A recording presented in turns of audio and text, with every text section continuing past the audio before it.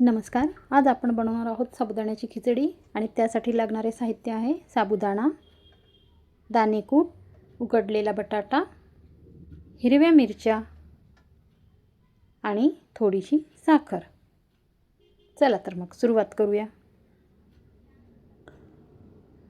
सर्वप्रथम कढई गरम करायला ठेवली.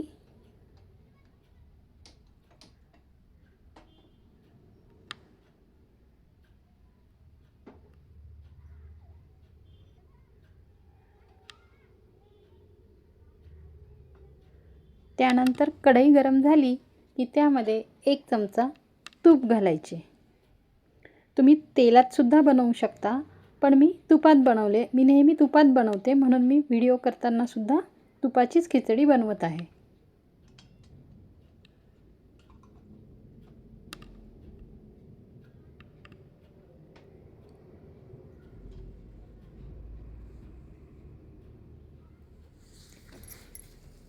तूप गरम झाले की त्यामध्ये जिरे घालायचे. अर्थात कुणाकुणाला उपवासाला जिरे चालत नाहीत, त्यांनी स्किप केले तरी चालेल. काही ठिकाणी जिरे घालतात खिचडीत. त्यानंतर लगेचच चिरलेली हिरवी मिरची घालायची.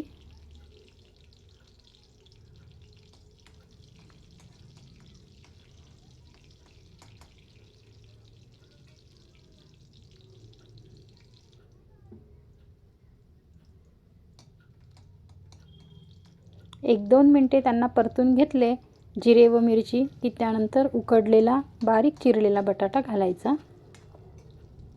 इथे तुम्ही उकडलेल्या बटाट्याऐवजी न उकडता साधा बटाटा, कच्चा बटाटा बारीक चिरून सुद्धा घालू शकता.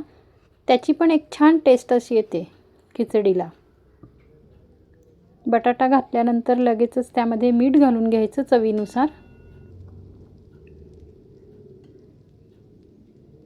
आता त्यामध्ये घालायचा आहे आपण भिजवलेला साबुदाणा.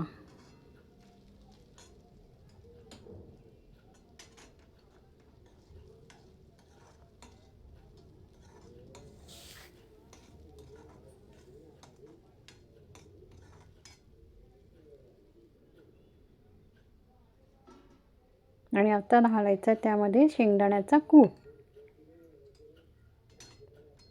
आणि पुन्हा एकदा त्यांना मिश्रण एकत्र करून घ्यायचं आहे. छान हलवून घ्यायचं आहे म्हणजे ते सगळं मिश्रण साबुदाणा, शेंगदाणा कूट आणि बटाटे एकमेकांना लागतात आणि मग त्याची एक छान अशी चव खिचडीला येते.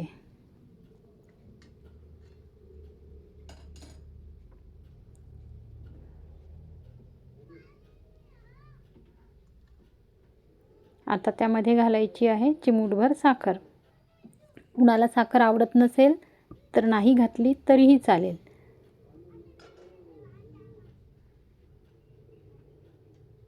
आणि मग सगळ्यात शेवटी त्यामध्ये घालायचं आहे 1 चमचाभर, एक छोटा चमचा दूध.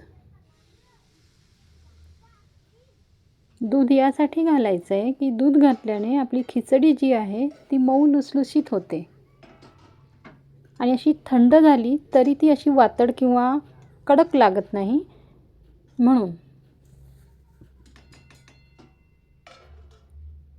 चला तर आता आपली खिचडी इथे तयार झाली आहे.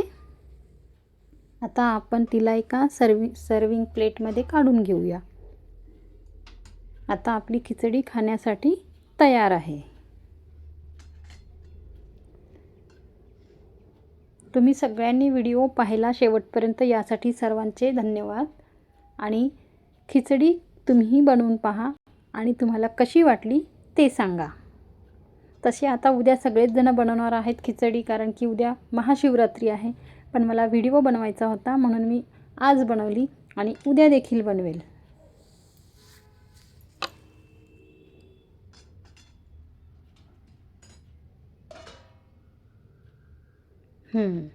ही झाली आपली खिचडी खाण्यासाठी तयार. धन्यवाद.